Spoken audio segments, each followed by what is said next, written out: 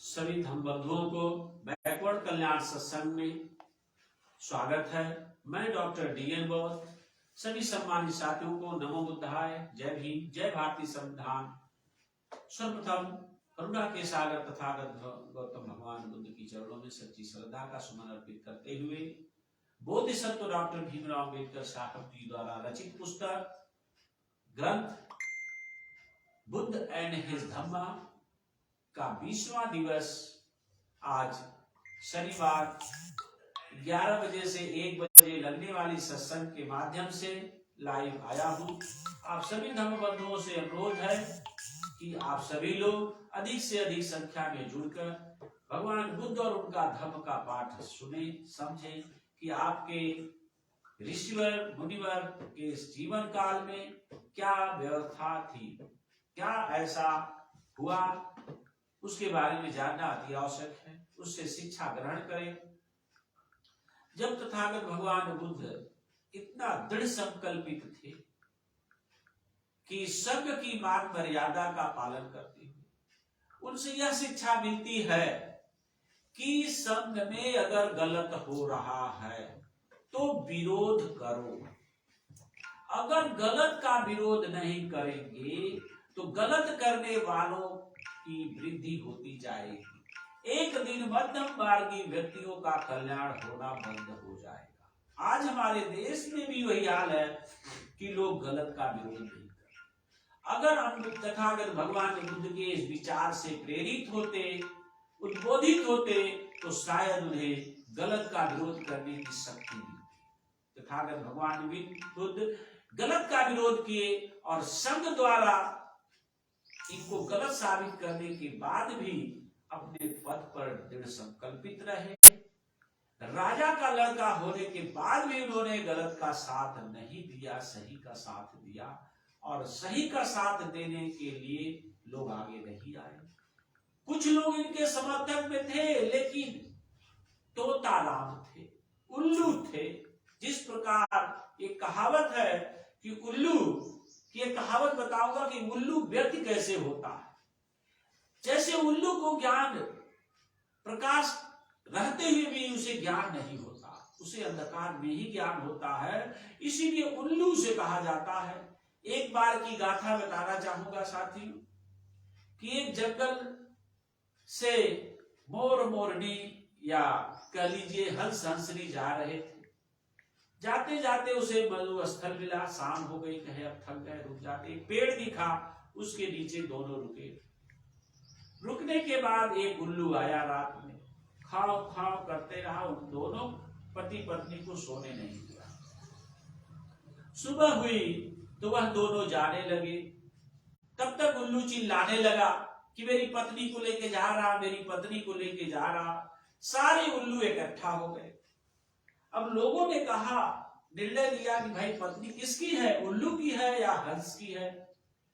अब सारे उल्लू मिलके कहे यार ये तो अनर्थ है, ये तो कहीं से उल्लू की भाई की पत्नी नहीं है, तो हम कैसे। लेकिन कुछ उसमें चालाक थे, कहे भाई अगर हम उल्लू की पत्नी नहीं कहेंगे तो ये हंस तो चला जाएगा, लेकिन कल ये उल्लू हमें प्रताड़ित करेगा। इसी तरह आज गांव गांव में आपको उल्लू ही दिखेंगे, न्याय की बात नहीं करेंगे कि पड़ोस वाला राजा हमें प्रताड़ित करेगा, उसके गलत का भी निर्णय लेने की क्षमता नहीं है। उसी तरह सारे उल्लू ने निर्णय लिया कि नहीं भाई यह बात सत्य है कि पत्नी उल्लू की ही है। सभा समाप्त हुई। अब हंस रोने लगा कि मेरी पत्नी होते हुए भी लोग गलत निर्णय दे रहे हैं। लेकिन सभा होती है, सभा समाप्त होती है। उल्लू बेचारा इसी निर्णय में था कि देखिए ये मेरे ही भाई उल्लू वाकई में उल्लू हैं।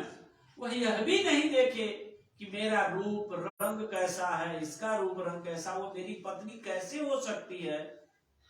मैं यही परीक्षण कर रहा था कि उल्लू लोग कैसे उल्लू कहलाते हैं, क्योंकि जिन्हें अपने सत्य और सही चीज पर निर्णय लेने की क्षमता नहीं होती है वही लोग उल्लू होते हैं। तब उल्लू ने कहा हंस भाई रुको, रो मत, ये तेरी ही पत्नी है, मैंने तो इन उल्लुओं से ये देखना था कि तुम उल्लू कैसे हो, तुम्हें सही और गलत का निर्णय लेने की क्षमता नहीं है, इसीलिए उल्लू। इसी तरह आज भी आपके समाज में उल्लू ही दिखेंगे कि सामने हंस दिखता है कि सही गलत हो रहा है, फिर भी वो अपने डर के मारे वो सही नहीं बोल पाते, सही का निर्णय नहीं ले पाते हैं। इसी का दृश्य तथागत भगवान बुद्ध ने कहा कि यहाँ उल्लुओं की टीम बैठी है पर बोलने की क्षमता नहीं है, पर मैं उल्लू नहीं रहूंगा, जब मुझे कोई भी सजा मिले मैं गलत का साथ कदापि नहीं दूंगा, चाहे 100 लोग का एक तरफ हो जाए, अगर 100 लोग मुझे मृत्यु की सजा देते हैं मुझे स्वीकार है, पर गलत का साथ नहीं दूंगा। वह इतना चट्टान हो गए कि राजा की भी बात नहीं माने, मृत्यु को स्वीकार लिए, देश निकाला स्वीकार लिए। इसीलिए कहते दुनिया की सबसे ताकतवर है दृढ़ संकल्प।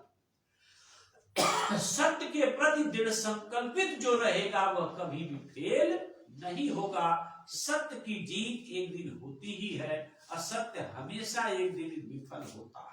जैसे तथागत भगवान बुद्ध अगर उस समय दृढ़ संकल्पित होकर के अगर न पत्थर की तरह अड़े होते तो आज पूरे विश्व में ज्ञान का मार्ग, विश्व में हम इतना बड़ा नहीं दे पाते।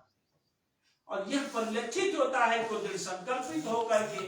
और यह बात भी सत्य है कि जब भी कोई राजा या कोई भी व्यक्ति उच्च कार्य करता है तो उसे राज्य का सानिध्य राजा का होना अति आवश्यक है। उसी बात पर हम आगे आज की चर्चा करते हैं कि दृढ़ संकल्पित उल्लू कैसा होता है। इस कहानी के माध्यम से आप समझ गए होंगे। साथियों, उल्लू मत बनिए, दृढ़ संकल्पित बनिए, न्याय करने की, पढ़े लिखे की भांति बनिए। आपके विश्व में सबसे ज्यादा मार्गदर्शक भगवान बुद्ध हैं, ज्योतिबा फूले हैं, सावित्रीबाई फूले हैं, जो आपके पेरियार है, विश्व के सबसे ताकतवर बुद्धिमान व्यक्ति। अम्बेडकर साहब ज्ञान के प्रतीक जैसे महान हस्ती, प्रबुद्ध हस्ती के होते हुए आप दुर्बुद्ध मत बनो, अपने आप को अपमानित मत करो। आप बहुत बड़े प्रबुद्ध वर्ग हो, इसलिए प्रबुद्ध बनिए, दुर्बुद्ध मत बनिए। इन्हीं शब्दों के साथ जब तथागत भगवान बुद्ध अपने राजमहल से विदाई लेते हैं, छंद से, अब कंदक से विदाई लेने के बाद जब नदी पार करते हैं तो दूसरा राज्य आता है मगध राज्य, जहां की राजधानी आपको राजगृह है। तो राजगृह में प्रवेश करते हैं। उस समय राजगृह आगे बता कपिलवस्तु से निकलकर सिद्धार्थ गौतम ने मगध राज्य की राजधानी राजगृह जाने का विचार किया। उस समय राजा बिंबिसार का राज्य था, यानी उस समय राजा बिंबिसार यानी प्रथम चेले, प्रथम उनके सपोर्टर, सहयोगी तथागत भगवान बुद्ध सिद्धार्थ के थे तो राजा बिंबिसार थे। और उन्हीं बिंबिसार के पुत्र ने उनकी हत्या बाद में कर दी थी। मैं कहना चाहता हूं कि यह एक ऐसा स्थान था जहां बड़े बड़े दार्शनिक और पंडित जी लोग रहते थे। इस विचार से उसने गंगा पार की थी कि यहाँ पर हमें जो खोज के लिए मैं निकला हूं वहां पर पंडित और दार्शनिक लोग हैं, मेरे विचारों का, मेरे शोध का उत्तर दे देंगे। उसने गंगा को तेज धारा तक की परवाह नहीं की और रास्ते में वह एक ब्राह्मण स्त्री सखी के आश्रम पर रुके। इसके बाद पद्या नाम की एक दूसरी ब्राह्मण स्त्री के आश्रम पर रुके और रैवत नाम के ब्राह्मण ऋषि के आश्रम में, रैवत नाम के ब्राह्मण थे, उनके यहाँ आश्रम में रुके। सभी ने उनका आतिथ्य स्वागत किया। उसका व्यक्तित्व, उनका व्यक्तित्व, उसकी तेजस्विता और उसके अनुपम सौंदर्य ऐसा था कि उस राज्य में सभी लोगों को आश्चर्य हो रहा था कि उनके सन्यासी के वस्त्र कैसे धारण किए, अर्थात ऐसा क्या बात थी, इतने सौंदर्य संपन्न, गुण संपन्न व्यक्ति राजसी ठाट बाट को छोड़ करके यह सन्यास धारण किया। उसे देखकर अन्यत्र जाता हुआ कोई भी व्यक्ति कहीं खड़ा रह गया, कहीं खड़ा खड़ा कोई शीघ्रता से उनके पीछे हो लिया। जो धीरे धीरे चल रहा था वह तेजी से दौड़ने लगा और जो बैठे हुए था वो तुरंत खड़ा हो गया। कुछ ने उसे हाथ जोड़कर नतमस्तक किया, कुछ ने सिर झुकाकर आदर प्रदर्शित किया, कुछ ने उसे प्रिय वचनों से संबोधित किया। कोई एक भी ऐसा नहीं था जिसने उनके प्रति अपना आदर भाव नहीं दिखाया। अर्थात उनकी इस सन्यासी वेश को देख करके सभी लोगों ने आदर से किए, आदर के भाव से नवाजा। जो रंग बिरंगे कपड़े पहनते थे आज वह एक उसे देखकर संकोच हुआ। जो व्यर्थ प्रलाप कर रहे थे वे चुप हो गए। कोई भी ऐसा न था जो व्यर्थ के संकल्प विकल्पों में लगा रहा। उसकी भौहें, उसका माथा, उसका मुंह, उसका शरीर, उसका हाथ, उसके पांव, उसकी चाल, उसके शरीर के किसी ने भी अंग देखा वह मन मुग्ध होकर खड़ा हो गया। अर्थात उनकी इस तरह की छटा को देख करके सारे लोग विचलित हो गए और सारे लोग सोचने लगे कि ऐसी क्या बात है।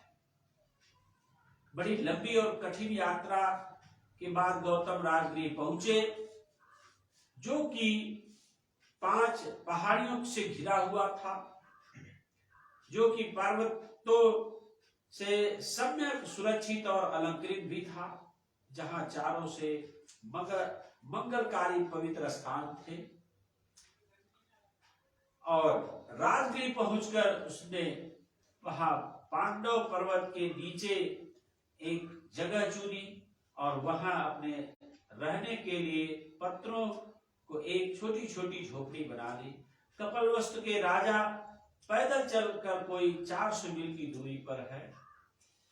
कपिलवस्तु से करीब 400 मील की दूरी, यानी लगभग 400 मील मतलब 150 किलोमीटर, 400 मील था दूरी पर कपिलवस्तु से राजगृह।